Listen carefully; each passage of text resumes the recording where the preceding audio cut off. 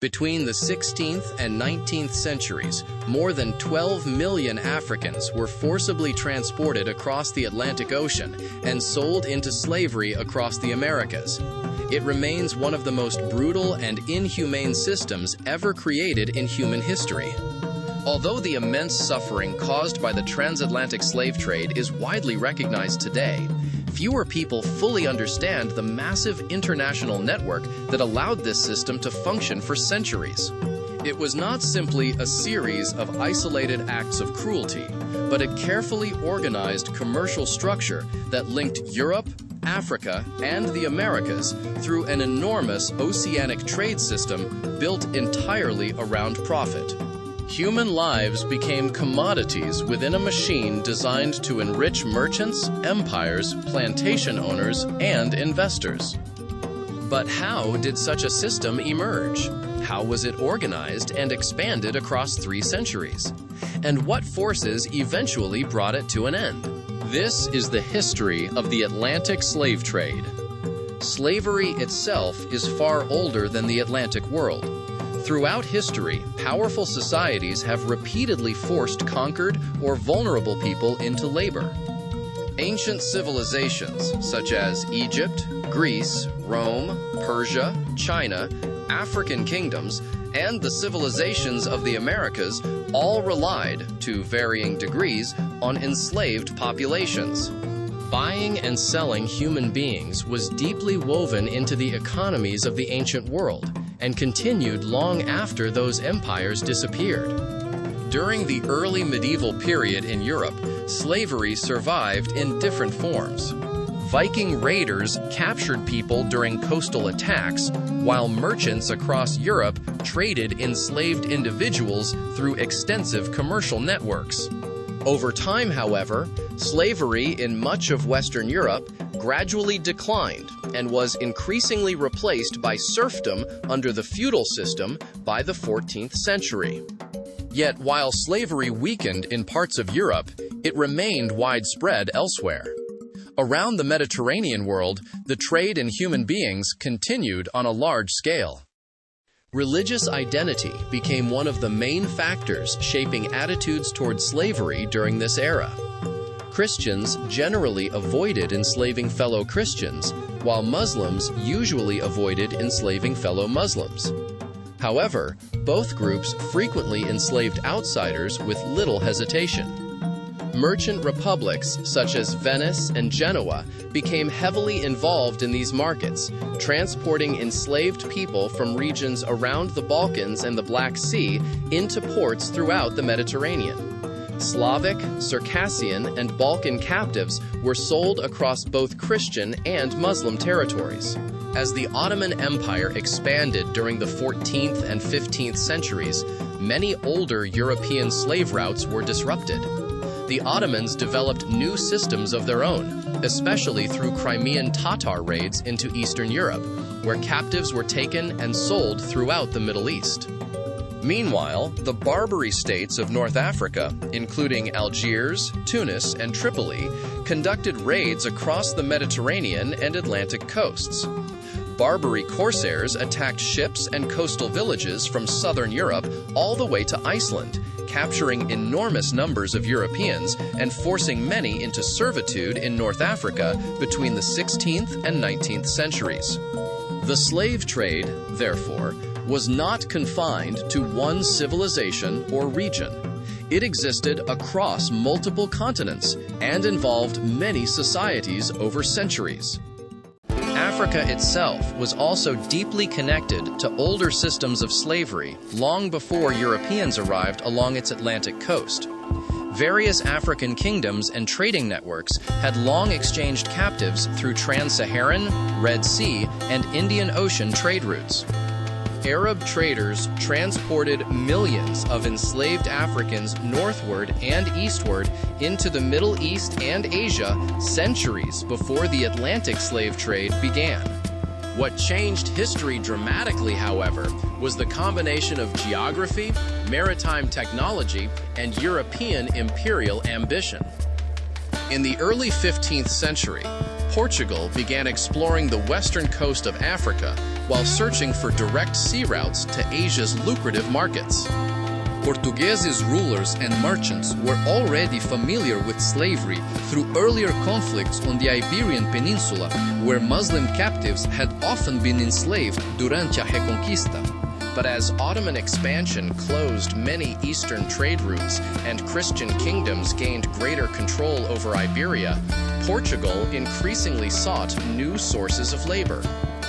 In 1441, Portuguese explorers Nuno Tristal and Antão Gonçalves returned from the coast of present-day Mauritania with captured Africans intended as gifts for Prince Henry the Navigator.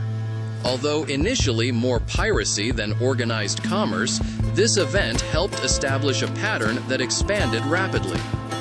By the 1460s, Portugal was transporting hundreds of Africans each year into Portugal itself and to Atlantic island plantations such as Madeira and Cape Verde, where sugar cultivation was becoming extremely profitable. Religious approval from the papacy strengthened this system. In 1452, Pope Nicholas V issued the papal bull Dum Diversus, granting Portuguese rulers permission to enslave non-Christians permanently. Later decrees extended similar authority to newly discovered territories and their populations. These religious endorsements gave European powers a moral and legal justification for conquest and enslavement. The true transformation occurred after the European arrival in the Americas. Following Christopher Columbus's voyage in 1492, Spain and Portugal rapidly established colonies throughout the New World. These colonies demanded enormous amounts of labor. Initially, indigenous populations were forced into brutal labor systems, but millions died from disease, warfare, and exploitation after exposure to European illnesses. Plantation economies based on sugar, tobacco, coffee, and cotton required a massive and constant workforce. European indentured laborers proved insufficient for these demands. As a result, European colonizers increasingly turned toward West Africa, where existing slave networks could provide a large labor supply. In 1526, the first recorded shipment of enslaved Africans crossed the Atlantic to Brazil, marking the beginning of the transatlantic slave trade on an industrial scale. European powers generally did not conduct large-scale slave raids themselves inside Africa. Instead, they relied heavily on African rulers, merchants, and intermediaries who captured or sold prisoners from wars, raids, or judicial punishments. European traders exchanged firearms, metal goods, cloth, and alcohol for captives. Fortified trading posts, known as factories, were gradually established along the West African coast from Senegal to Angola. Millions of enslaved Africans passed through these forts before being forced aboard ships crossing the Atlantic. As profits increased, other European powers entered the trade. The Dutch challenged Portuguese dominance during the 17th century and established their own colonial systems across the Caribbean and the Americas. France followed by building plantation colonies throughout the Caribbean. Eventually, England, and later Britain, became one of the largest participants in the entire slave trade. British involvement expanded rapidly after the creation of monopolistic trading organizations such as the Royal African Company in the late 17th century. Over time, private merchants broke these monopolies and dramatically increased the scale of the trade. Liverpool eventually emerged as the center of Britain's slave trading economy. The city's growing industrial base supplied goods demanded in African markets, including textiles, weapons, iron tools, and gunpowder. Massive investments in docks and shipping infrastructure transformed Liverpool into one of the most important commercial ports in Europe. By the late 18th century, Liverpool controlled the majority of Britain's Atlantic slave trade. The system operated through what became known as the triangular trade. Ships left Britain carrying manufactured goods to Africa. There, traders exchanged these goods for enslaved Africans. The captives were then transported across the Atlantic in the horrifying journey known as the Middle Passage. Finally, plantation products such as sugar, cotton, rum, and tobacco were shipped back to Europe for enormous profit. Conditions aboard slave ships were catastrophic. Enslaved Africans were packed tightly below deck in spaces barely large enough to move. Disease spread rapidly, while malnutrition, dehydration, abuse, and violence killed vast numbers of people. Mortality rates during the Middle Passage were extremely high for both captives and crew members. Rebellions occasionally erupted aboard ships, though most were violently suppressed. Those who survived the Atlantic crossing were sold at auctions throughout the Caribbean and the Americas. Families were separated, identities erased, and individuals forced into plantation labor under brutal conditions. The financial systems supporting the trade became highly sophisticated. Voyages were funded by investors who shared risks and profits. Banks, insurers, merchants, manufacturers, and political elites all became connected to slavery's profits. Insurance companies even treated enslaved people as insured cargo. One of the most shocking examples of this mentality occurred during the infamous Zong Massacre of 1781. After water shortages threatened a slave ship carrying hundreds of captives, the crew threw more than 130 enslaved Africans overboard so the ship's owners could claim insurance compensation for lost cargo. The resulting public outrage became a major turning point for the growing abolitionist movement. Throughout the late 18th century, religious activists, philosophers, former slaves, and reformers increasingly challenged slavery's morality. Former enslaved people, such as Oladea Equiano, published first-hand accounts describing the horrors of enslavement. British abolitionists like William Wilberforce campaigned tirelessly against the trade in Parliament. Economic arguments also began shifting. Some thinkers argued that free labor was more efficient and productive than slave labor.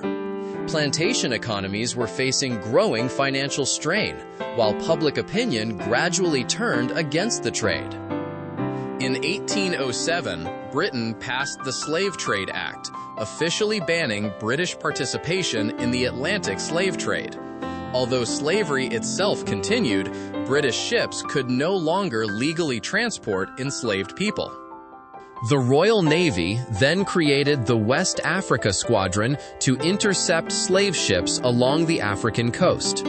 Thousands of enslaved Africans were liberated from captured vessels over the following decades, although illegal trafficking continued for years afterward. Slavery itself survived longer. In the British Empire, enslaved people were not formally emancipated until the Slavery Abolition Act of 1833. Even then, the British government compensated slave owners rather than formerly enslaved individuals. Other nations abolished slavery at different times. The United States ended slavery after the Civil War and the 13th Amendment. Brazil abolished slavery in 1888. The Ottoman Empire formally outlawed slavery in the early 20th century, while forms of forced labor continued elsewhere long afterward. The legacy of the Atlantic slave trade remains enormous. Between 12 and 13 million Africans were forcibly transported across the Atlantic, while millions more died during raids, forced marches, imprisonment, or the voyage itself. Entire societies were disrupted, economies reshaped, and racial systems of oppression deeply entrenched. The slave trade was not sustained only by kings or empires. It depended on merchants, investors, insurers, plantation owners, political leaders, local rulers, and ordinary people across several continents who accepted the system because it generated wealth.